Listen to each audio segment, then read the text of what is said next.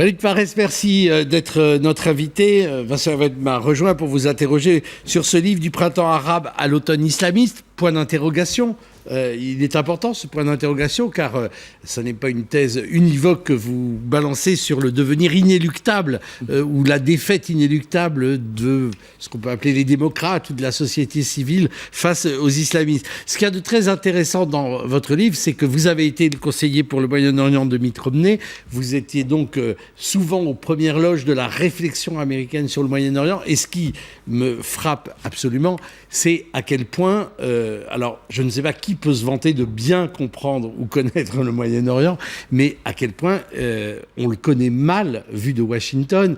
Et il y a même quelquefois une sorte de naïf... Il y a un côté éléphant dans un magasin de porcelaine à plusieurs reprises. Enfin, à plusieurs reprises, je veux dire, assez systématiquement. Tout à fait, cet éléphant a été influencé par les élites, les experts qui ont donné leurs opinions à des administrations successives, pas seulement Obama, mais aussi Bush et aussi Clinton, depuis la fin de la guerre froide. L'un des moments les plus grands a été que lorsque le printemps arabe ou les révolutions ont commencé, il n'y avait pas dans les coulisses, dans les agences de sécurité nationale américaines, aucune étude sur la possibilité de la montée des sociétés civiles. La mise en valeur qui se fait chaque automne à Washington de la situation mondiale n'avait même pas prédit qu'il y avait des groupements de jeunes, par exemple en Égypte ou en Tunisie, qui s'organisaient, alors que c'était très clair sur Facebook. Alors vous y avez été sensible, vous n'avez d'ailleurs pas été suffisamment entendu par l'administration américaine. Vous y avez été sensible, pourquoi ? Parce que justement, vous étiez sur les nouveaux médias et que vous avez senti ce mouvement-là ? Tout à fait. Les experts classiques disaient l'Internet n'est pas important, regardez ce qui se passe sur Al Jazeera ou les états de TV, les états de TV officieux des régimes arabes, et personne ne s'intéressait sur les jeunesses, sur leurs expressions. À Facebook, par exemple, il y a eu cette révolte en Égypte. En 3 jours, il y a eu 75 000 likes, appuis. De la révolution. Alors, 50 000 individus qui viennent de ce Facebook ont été les premières vagues à prendre la rue, et Tahrir Square a commencé. C'est vrai que, vu de Washington, le monde arabe paraît très loin, mais vous reprenez, vous, assez facilement le concept de Grand Moyen-Orient, qui va donc quelque part du côté d'Assila sur l'Atlantique jusqu'à l'Indus, jusqu'au en tout cas l'Himalaya. Est-ce que vous n'avez pas l'impression quand même de mélanger, en parlant de ce grand Moyen-Orient et de ce monde arabe, les Maghrébins, les gens du Machrek, les pays du Golfe arabique qui n'ont vraiment pas du tout la même chose dans la tête que ceux d'Afrique du Nord, ou même, par exemple, vous venez d'en parler, les Tunisiens, les Égyptiens. Les Tunisiens sont éduqués, sont alphabétisés. Ça fait 50 ans qu'ils investissent dans l'éducation et dans la liberté des femmes, alors que les Égyptiens, de leur côté, ont investi dans une armée, essentiellement d'ailleurs. Tout à fait. En fait, ce sont des cercles concentriques, c'est des pluralismes qui vont de la grande région, ce qui est commun à la grande région, les islamistes le sont, les libéraux le sont, et puis ce qui est différent d'un pays à un autre. En Égypte, par exemple, nul ne soupçonnait que la majorité silencieuse allait bouger. 33 millions de protestataires, 33 millions de personnes, d'individus qui n'avaient jamais protesté auparavant, le 30 juin passé, sont descendus dans la rue. Ce n'est pas des libéraux, ce n'est pas des islamistes, c'est la majorité silencieuse. Ça risque de se répéter aussi en Tunisie. Ça s'est passé au Liban en 2005 avec la révolution des cèdres, et aussi en Iran en 2009. Mais l'Occident en général, les États-Unis surtout, là je suis très critique, des administrations américaines, n'ont pas décelé cette possibilité. Alors, c'est ça la question en fait, c'est qu'on a l'impression quand même que vous êtes d'origine libanaise. Tout à fait. Bon. Et vous avez vécu cette révolution, qui a été une vraie révolution, la révolution du Cèdre en 2005, vraiment un peuple qui se dresse, qui chasse l'occupant syrien, et puis au bout du compte, à quoi on a abouti? Non pas au renouvellement de la classe politique, on a abouti à ce que le Hezbollah, finalement, règne sans rival sur la société politique libanaise. Et est-ce que finalement, c'est pas ça votre regard, c'est pas ça qui conditionne toute votre lecture? Parce que c'est une lecture assez pessimiste. Oui, dans ce monde si varié, finalement. Oui, mais tout à fait. Moi, ce livre-là est venu après les mouvements du printemps arabe.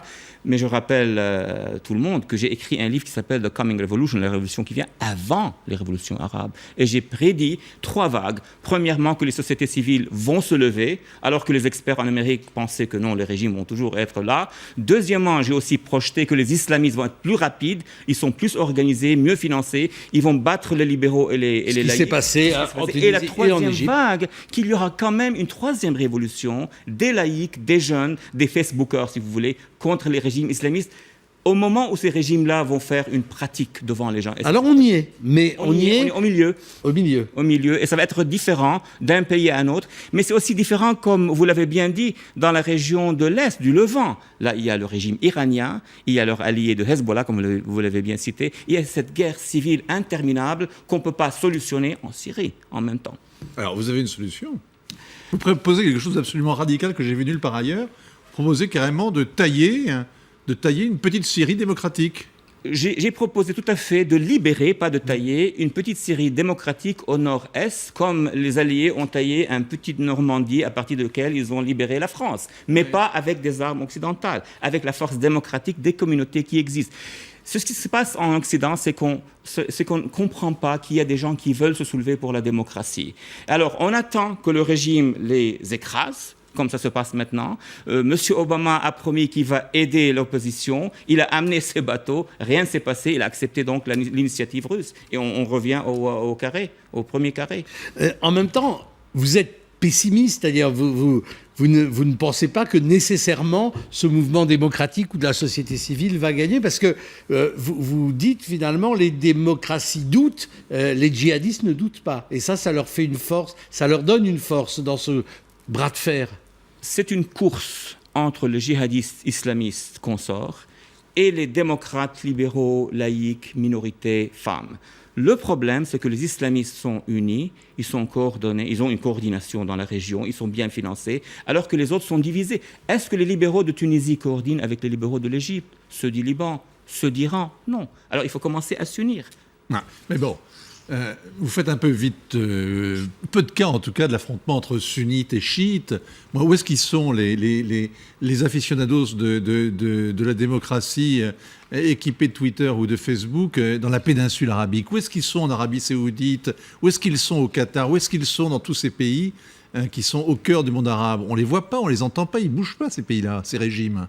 C'est vrai, et quand on parle de la division chiite et sunnite, c'est une division théologique, mais remarquez, ceux qui font le grabuge, ce n'est pas les sunnites et les chiites, c'est les fondamentalistes khoménistes chez les chiites, c'est les salafistes chez les sunnites. Donc c'est les extrémistes des deux côtés. Je suis sûr, j'étais sûr en tout cas, qu'en Irak, quand les Américains y étaient, ils auraient pu faire un meilleur boulot, c'est-à-dire l'établissement d'une coalition de chiites modérés, de sunnites modérés, de Kurdes, bien sûr, de chrétiens, et donc de se retirer de l'Irak, mais de laisser quand même derrière eux les modérés au pouvoir.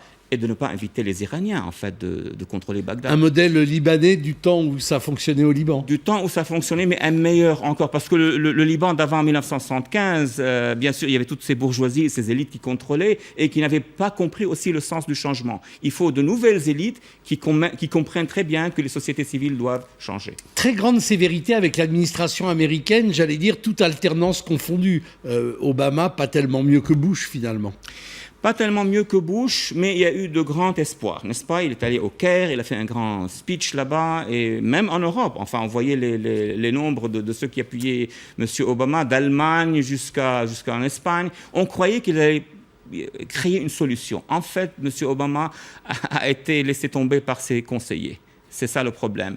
En Égypte, au lieu de s'allier avec la société civile, elle a fait un partenariat unique avec les islamites. Je suis avec le dialogue, mais quand on fait un partenariat unique avec les islamistes et on laisse tomber les jeunes, les coptes, les femmes, alors il faut s'attendre à une révolution. La même chose en ce qui concerne la Syrie, mais aussi avec l'Iran. Enfin, vous vous rappelez très bien, en juin 2009, quand il y a eu 2 millions de jeunes, c'est très important parce que les jeunes c'est le futur, qui déferlaient dans les rues de Téhéran, M. Obama a été très mal conseillé. Alors que lui devait présenter le visage progressiste. Pourquoi il était mal conseillé? Il est resté très en réserve. Il a lancé un message au régime iranien que je n'interviendrai pas dans vos affaires internes. Alors, entre guillemets, quand on dit cela, c'est un message donné aux ayatollahs, vous pouvez faire ce que vous voulez. Ce n'était pas la même chose qu'il a fait en Égypte, malheureusement. Ça fait vert. Comment est-ce que vous voyez l'évolution, justement, de la société iranienne? Moi, je pense que les Iraniens, comme les Égyptiens, comme les Tunisiens, en fin de compte, ils vont gagner, ils vont faire leur révolution. Et pour répondre à votre question, c'est une question de temps.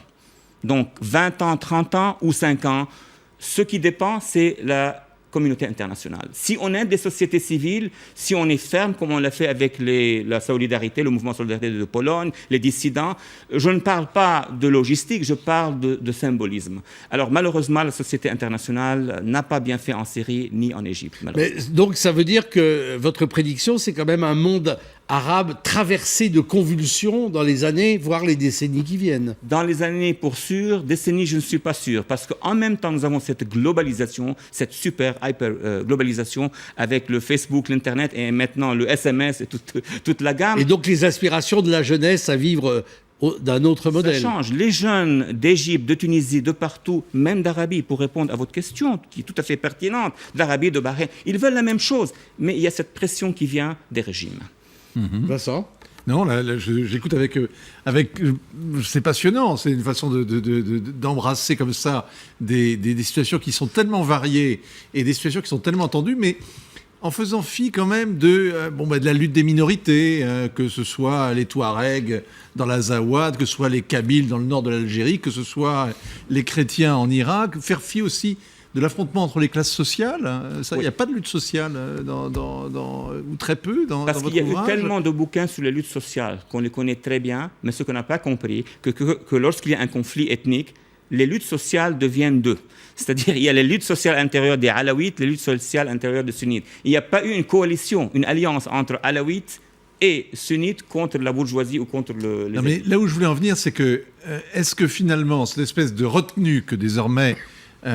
à l'exécutif américain, face à ce monde arabo-musulman en convulsion, face aux crises, cette idée que, bien, finalement, si on n'agit pas, on agira pas mal, et agissons peu, distribuons des pansements, plutôt que d'y aller et de débarquer en force. Est-ce que finalement, quand on regarde le résultat, c'est pas plus réaliste. En Afghanistan, en Irak et en Syrie, est-ce que c'est finalement pas une bonne idée ? C'est une bonne idée de voir l'Afghanistan sous les talibans encore. Pour les femmes, je ne pense pas. En Égypte, nous voyons ce qu'il y a. Le travail était fait. C'était chasser les talibans. C'était fait en novembre 2001. Oui, mais on a eu l'occasion. Même, il y a des fautes parfois, mais il y a quand même des occasions pour corriger ces fautes. Maintenant, se retirer de l'Afghanistan, c'est une bonne idée. Mais qui laisser derrière ? C'est là la question. Se retirer de l'Irak avant de finir la Syrie, avant d'aider les Syriens, n'était pas l'idée la plus brillante, je pense. Oui, mais en même temps, regardez les interrogations de la présence française au Mali, on a l'impression que le même scénario, en tout cas les mêmes questionnements, se reposent à chaque fois. La France intervient au Mali et au Sahel, elle va intervenir plus parce que les djihadistes s'accumulent, ça va grandir. Mais la grande question, est-ce qu'on a des partenaires dans la société civile ? La réponse contre les djihadistes au Mali, au Niger, au Nigeria du Nord, ce n'est pas seulement des interventions militaires, elles sont obligées parfois, mais il y a surtout les sociétés civiles.